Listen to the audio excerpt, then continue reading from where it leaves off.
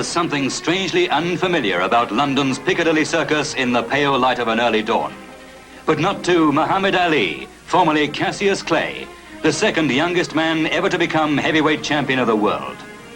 While the metropolis sleeps, he's whisked away from his hotel, up the Mall and past Buckingham Palace. He goes over roads as deserted as they must have been when the last heavyweight champion to defend his title in Britain, Tommy Burns, saw them 58 years before. 24-year-old Ali and his sparring partner Jimmy Ellis, who defeated him as an amateur in their hometown of Louisville, Kentucky, pound their Hyde Park beat. Angelo Dundee from Miami Beach, Florida, manager and trainer of a succession of world title holders, directs operations as Ali goes into reverse, part of his preparation for fleet-footed boxing on the retreat.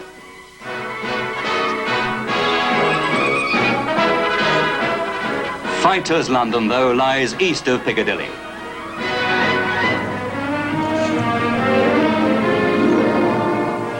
In the more homely surroundings of the old Kent Road, Ali's challenger, British and Empire champion Henry Cooper, goes with his manager Jim Wicks and his trainer Danny Holland to his cramped first-floor gymnasium at the Thomas à Becket.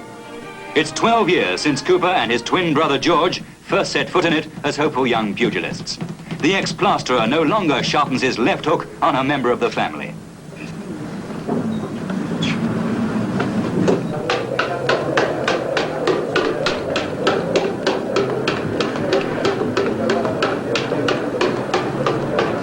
And while at 32, training certainly doesn't become easier, Cooper demonstrates that he's clearly lost none of his zest for it. To prompt a smile of satisfaction from his manager is certainly no mean performance. Just sharpen up and... Boxing at world-class level is a whole-time occupation. So Cooper's Italian-born wife, Albina, is charged with the responsibility of running the family greengrocery store in Wembley. Her only contact with her fighting husband during the training period is by telephone. He makes his headquarters at Welling in Kent, where there is little fuss over the arrival and departure of even a world title challenger.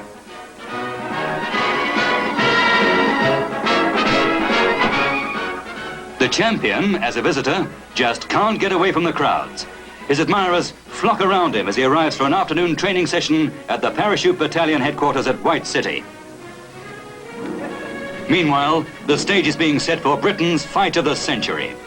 The football pitch at Arsenal's Highbury Stadium is being covered.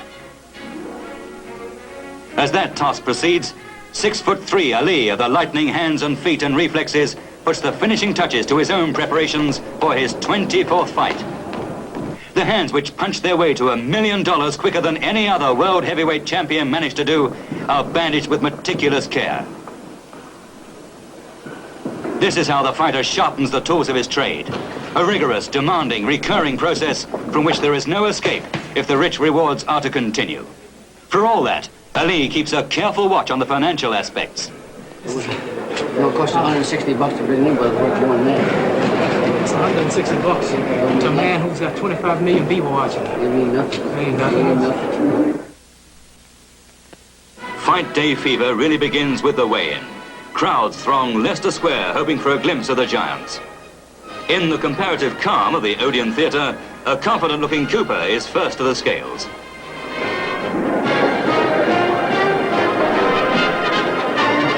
The champion follows, waves regally to the audience, and then displays his satisfaction at the lightest weight of his championship career, 14 stone, 5.5 pounds.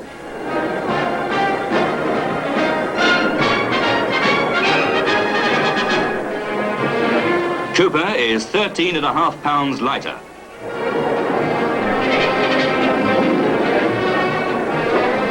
Comes the time for the moment of truth. Preceded by the Union Jack, Cooper makes his way through the 38,000 Highbury throng after being delayed in his dressing room for 10 minutes, waiting for a passage to be cleared to the ring.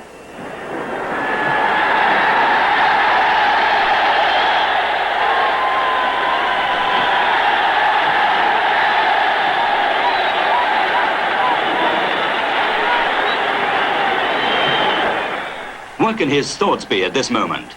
Is this the setting for triumph or just another punishment pit? Before he has time to ponder, tight-lipped Ali is following the Star-Spangled Banner into the Blue Rope Square. This is the final build-up, the crowning moment to a presentation yet to be bettered anywhere in the world.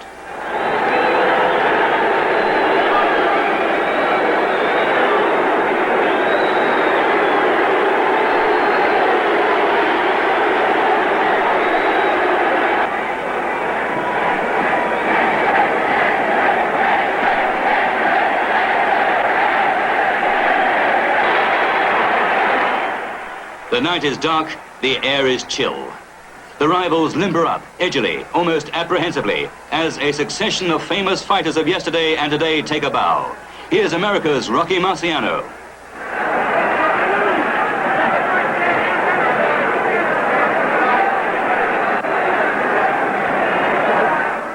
And here's Billy Walker.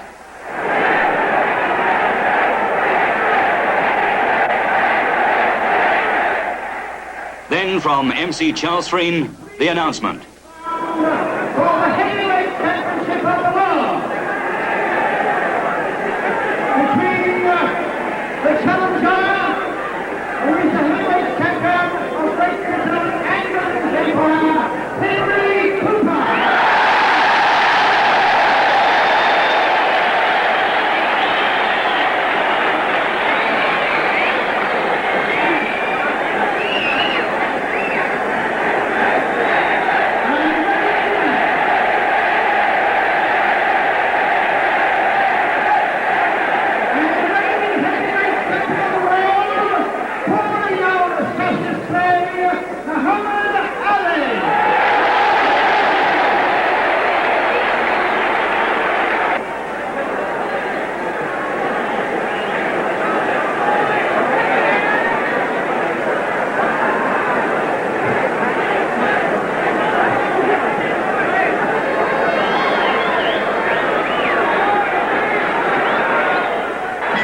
Ali goes straight into his twinkle toe routine, boxing on the retreat, watching Cooper's every move.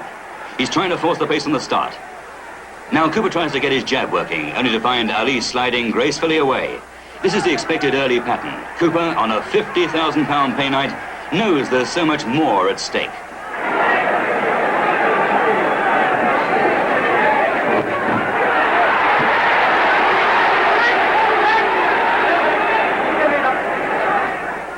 When they met 3 years ago, disaster came Cooper's way in the 5th round. Badly cut eyes cost him dearly after he'd left hooked Ali to the canvas. And surely he must be thinking, the longer the fight goes, the greater the risk of it happening again.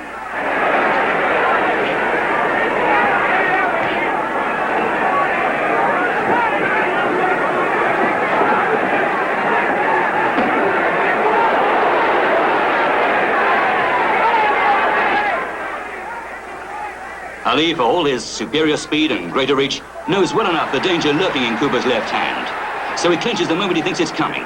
But he clinches easily, clearly content that his stone advantage in weight will keep him in command in the inside exchanges.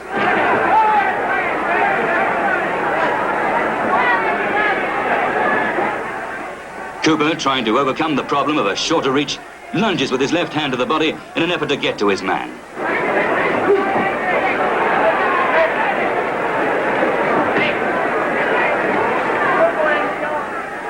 Just watch the way Ali circles gracefully away. His hands, held low, are always in a position either to defend or to attack. This, of course, means that his opponent has to attempt to make the fight. Cooper has to try to be the aggressor all the time.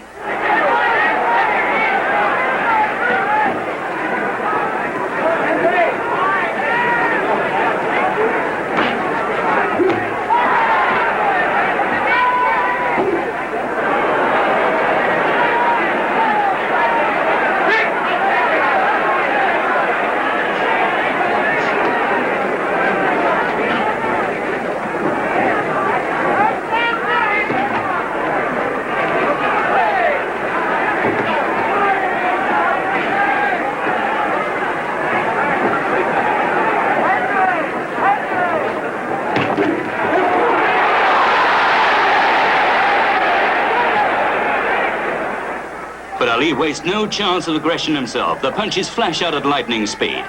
And although they might not be particularly damaging ones, he's making them count. Watch also the way he slides away from those Cooper jabs. He makes them miss by a fraction, but that's sufficient. Even if they land, he rides them enough to take away the sting. Cooper knows he has to force the issue, but it isn't easy against a rival as slippery as this. At the end of the first round, there's good reason for him to be happy. It's a promising start.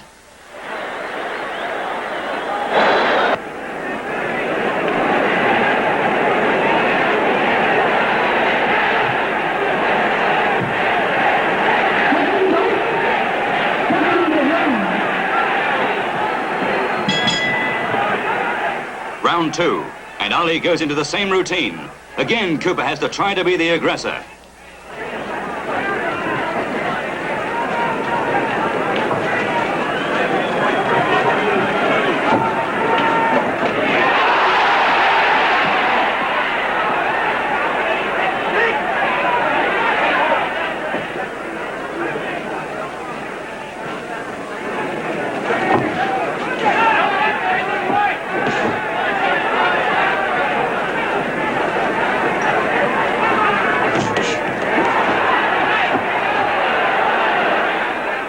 Ali clasps his gloves, inviting Cooper to come forward, but the British champion is even more watchful than he was in the first round.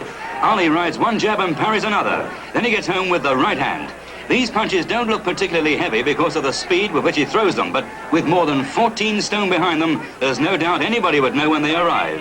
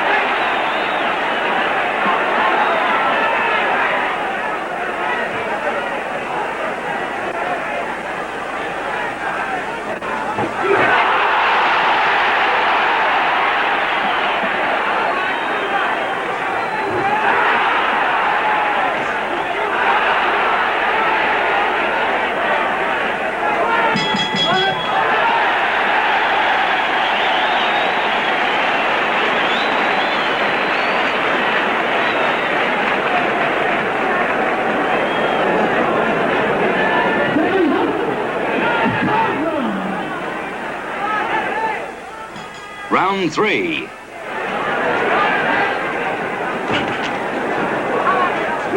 Almost at once, they dive into a clinch, and the referee warns them to break at his command.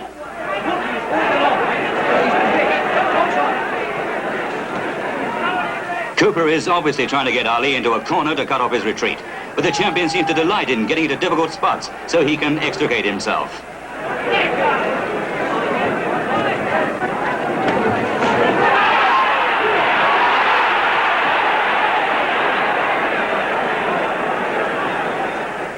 There's another of those fast right hands from Ali. They go in like lightning.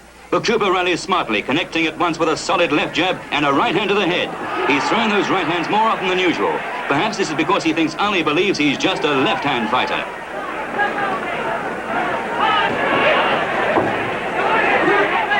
Cooper sinks 2 left hooks to the ribs, and once again he tries to pin Ali to a corner, but he slips up with almost ridiculous ease.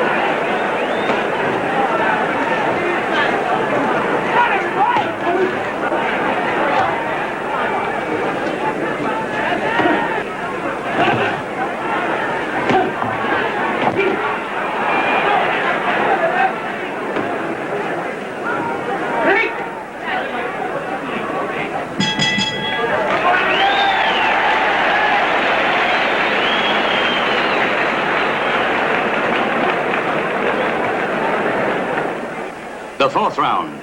And this, of course, is a round of expectation. In their last meeting, it ended with Ali just having climbed from the canvas.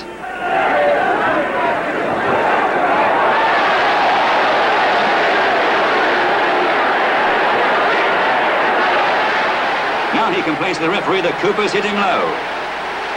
But he's quickly back to the old routine.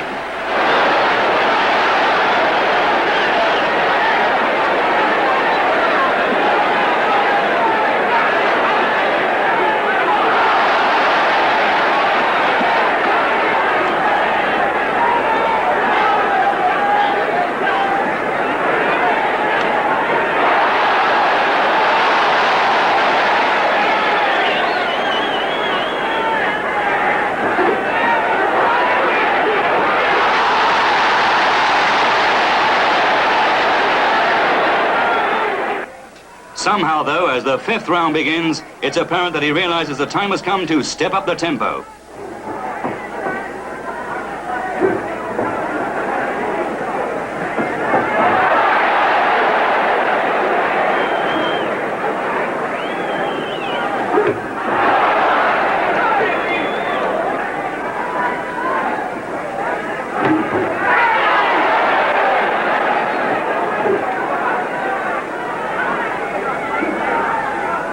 But Cooper responds with a succession of solid left-hand punches. And while Ali shrugs them off, there's not much doubt that some of them hurt.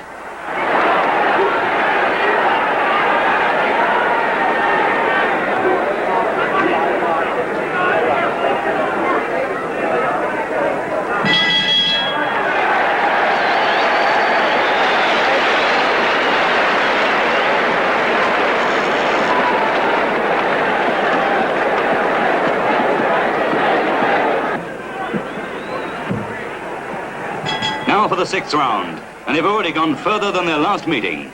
Cooper is still going forward.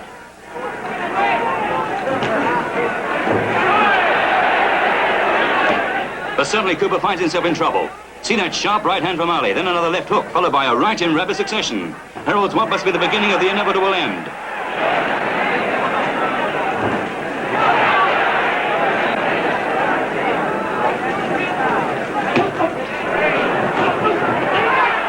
Cooper's left eyebrow spurts blood. It's gushing out just like a burst pipe.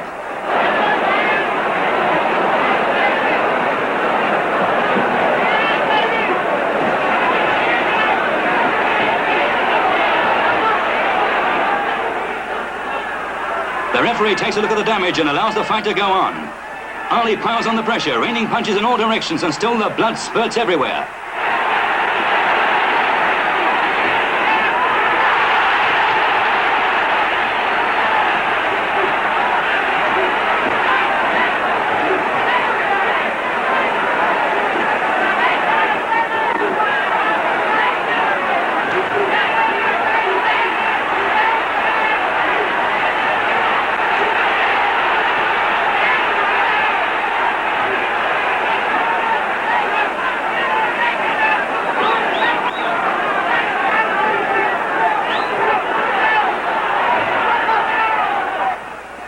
A second look and it's all over, it's all over.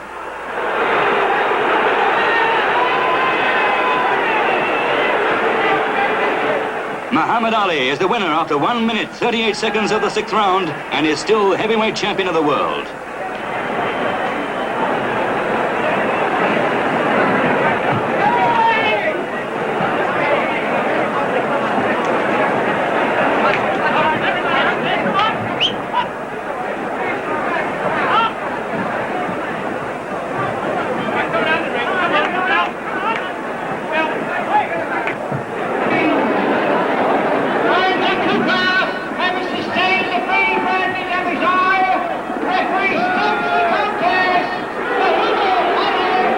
And even as the crowd surges into the ring, the argument begins whether the cut was caused by a punch or a collision of heads.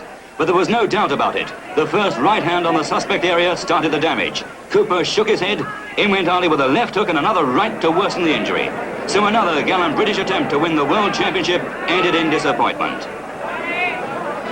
Well, it may not have been the greatest title fight, but nobody will forget the courage of Cooper and the speed and class of Muhammad Ali.